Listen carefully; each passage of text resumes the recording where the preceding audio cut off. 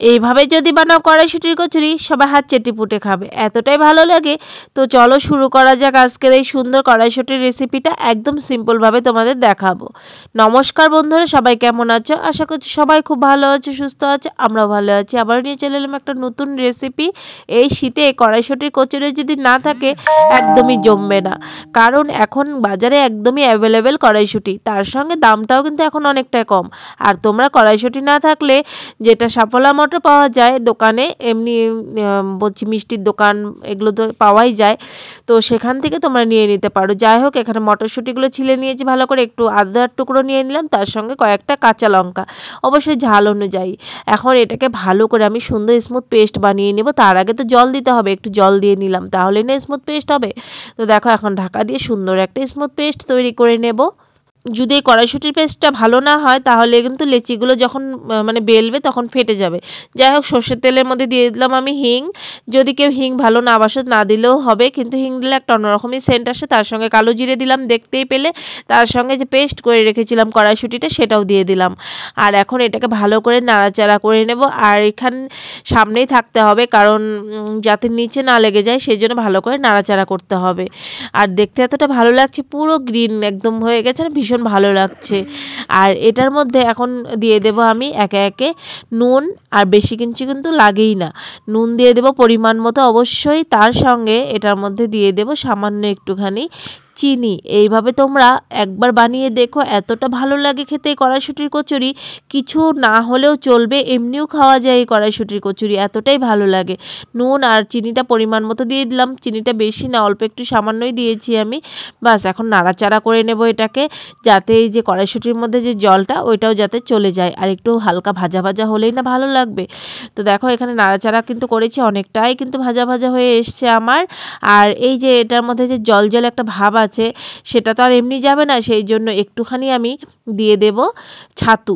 ছাতু দিয়ে দিলে যে রসটা আছে মানে কড়াইশুঁটির মধ্যে, সেটা কিন্তু টেনে নেবে, আর তখন আমাদের লেচিতে ঢুকিয়ে বেললেও কিন্তু ফাটবে না। তো যাই হোক, এখানে পরিমাণ মতো অল্প একটু দেখলে কতটুকু দিয়ে দিলাম ছাতু। বাস এটাকে এখন আমি ভালো করে নাড়াচাড়া করে নামিয়ে নেব, সুন্দর টাইট হবে। আর এই যে দেখো কি সুন্দর টাইট হয়ে গেছে। আর আমি কিন্তু রাত্রেই এটা রেডি করে রেখেছিলাম পুরটা, জানি সকালবেলা আমার হবে না। আর এখানে দেখো রোদ্রে রান্নাঘরে এখানে চষিগুলো আমি দিয়ে দিয়েছি শুকাতে, কারণ রাত্রে বানিয়েছিলাম। আর এখানে নিয়ে নিয়েছি ময়দা। আর ময়দা দিয়েই কিন্তু কড়াইশুঁটির কচুরিটা বেশি ভালো লাগে, যে কোনো লুচি বলো মানে ময়দা দিয়ে ভালো লাগে। যাই হোক, এখানে এই যে ময়দা নিয়ে নিয়েছি, আর এখানে ঘিটাকে আমি ভালো করে গরম করে নিলাম, একটু বেশি করে ঘি নিয়ে নিয়েছি। এটা ময়ান দেওয়ার জন্য ঘিটা দিয়ে দিলাম। যদি তোমরা ভাবো যে ঘি দেবো না, তাহলে সাদা তেলটা হালকা গরম করেও কিন্তু দিতে পারো। যাই হোক, আমি ঘি দিয়ে দিলাম, আর নুন আর চিনিটা একটু পরিমাণ মতো দিয়ে দেবো এটার মধ্যে। ব্যাস, তারপরে এটাকে ভালো করে একদম ডলে ডলে মেখে নেব। এই যে চিনি আর একটুখানি নুন দিয়ে দিলাম, ব্যাস হয়ে গেছে। এখন এটাকে আমি ভালো করে মেখে নেব। ব্যাস দুটোই দেওয়া হয়ে গেছে। আর এই কড়াইশুঁটি কচুরিটা সত্যি অসাধারণ লাগে খেতে। ঠান্ডার দিনে এইরকম একটু যদি কড়াইশুঁটি কচুরি থাকে তাহলে আর কী লাগে বলো। তো চলো, কথা বলতে বলতে এখানে আমার ময়ান দেওয়া হয়ে গেছে। এখানে এই যে গোট বেঁধে যাচ্ছে মানেই ময়ান দেওয়াটা কমপ্লিট। ময়ান দেওয়া ভালো হলেও কিন্তু মুচমুচেটা বেশি হয়। যাই হোক, উষুম গরম জল দিয়ে দিলাম এই ময়দার মধ্যে। বাস এখন ভালো করে এটাকে ঠেসে ঠেসে মেখে নেব, তাহলেই আমাদের এটা ডোটা মানে ময়দার ডোটা তৈরি হয়ে যাবে। ভালো করে মেখে নেব, মেখে নিলে একটা সফট একটা ডো তৈরি হয়ে যাবে। তো দেখো আমার মাখা কমপ্লিট, একটুখানি তোমাদেরকে দেখিয়ে দিচ্ছি কতটা সফট হয়েছে। আর এখন এটা আমি 10-15 মিনিটের মতো ঢাকা দিয়ে রাখবো, তাহলে আরও সুন্দর হবে এই কড়াইশুঁটির কচুরি। চলো, এখানে এখন হয়ে গেছে 10 মিনিট, আর এখানে দেখো কি সুন্দর টাইট হয়ে গেছে।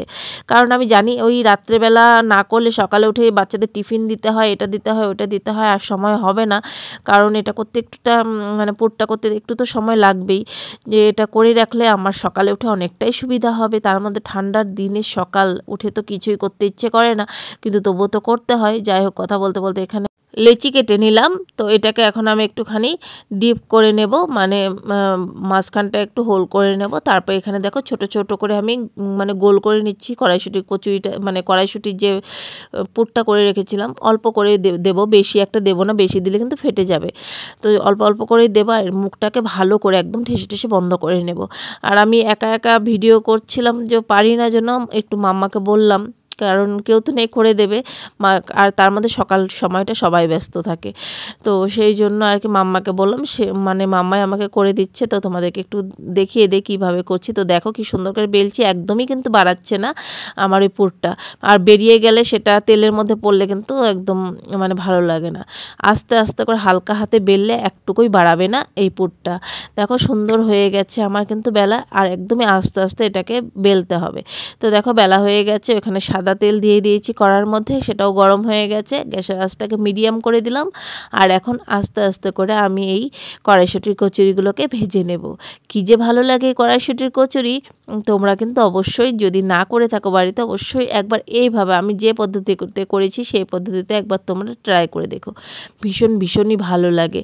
এটা যদি করে কোথাও মানে রেখে দাও যে একটু পরে খাবো, সেটাও কিন্তু খুব ভালো লাগে। তো দেখো এখন আস্তে আস্তে এটা ফুলে উঠবে, আর লাল লাল করে ফুলকো করে কড়াইশুঁটির কচুরি এখন ভেজে ভেজে সবাইকে গরম গরম সার্ভ করব। তার সঙ্গে তো আলুর দম বানিয়ে নিয়েছি। আলুর দমের সঙ্গে এই কড়াইশুঁটির কচুরিটা জাস্ট মানে ওয়াও লাগে। মানে কড়াইশুঁটির সঙ্গে আলুর দমটা না হলে ঠিক জমে না, তাই আলুর দম তো বানিয়ে নিয়েছি, তার সঙ্গে ফুলকো কড়াইশুঁটির কচুরি। আর তার সঙ্গে উঠে গেছে শীতের দিনে রৌদ্র, রান্নাঘরে যে আসছে কড়ার মধ্যে পড়ছে, বেশ ভালোও লাগছে জানো। এখানে দেখো, আর আমার একটুখানি লুচি বলো বা কচুরি বলো একটু লালচে একটু কড়া করে ভাজলেই কিন্তু ভালো লাগে। তোমাদের কার কেমন পছন্দ অবশ্যই কিন্তু একটু কমেন্ট করে জানিও আমাকে। তো চলো এখন ভেজে নেই, আর এক এক করে তোমাদেরকেও একটুখানি দেখিয়ে দেই। আর অবশ্যই আমি যেভাবে করলাম একবার ট্রাই করে বাড়িতে সবাইকে খাইয়ে চমকে দিও। সবাই বলবে দারুণ হয়েছে, কেউ বুঝতেই পারবে না কিসের এটা কচুরি খাচ্ছে, এতটাই ভালো লাগে। তো চলো এখন এই যার একটা ভেজে নেই, আর আস্তে আস্তে ভেজে ভেজে ওদেরকে গরম গরম সার্ভ করছি, কারণ গরম গরম তার ভীষণ ভালো লাগে। আর তার সঙ্গে কি বানিয়েছি চলো দেখাই। মানে কি না, আলুর দম তো বানিয়েছি বললাম, সেটাকে দেখিয়ে দিই। কি সুন্দর আলুর দমটা আজকে হয়েছে না, লাল লাল একদম আলুর দম হয়েছে। তার সঙ্গে কালকে আমার বার্থডে ছিল, সেই বলে কেক ছিল, ওই কেক দিয়ে দিলাম। আর কড়াইশুঁটির কচি সবার খাওয়া হয়ে গেছে, এখন আমারটা খেতে খেতে দেখলাম একটু মানে ঠান্ডা হয়ে গেছে ওই কচুরিগুলো। যাই হোক চলো এখন খেয়ে নিই। আর ভালো লাগলে আজকের এই রেসিপিটা একটা করে প্লিজ সবাই লাইক করো, কমেন্ট করে, চ্যানেলটাকে সাবস্ক্রাইব করো পাশে থেকে। আর ফেসবুক পেজ থেকে যারা দেখছো প্লিজ ফলো করে আমার পাশে থেকে, আর ভিডিওগুলোকে একটা করে লাইক করে দিই। এখনকার মতো টাটা।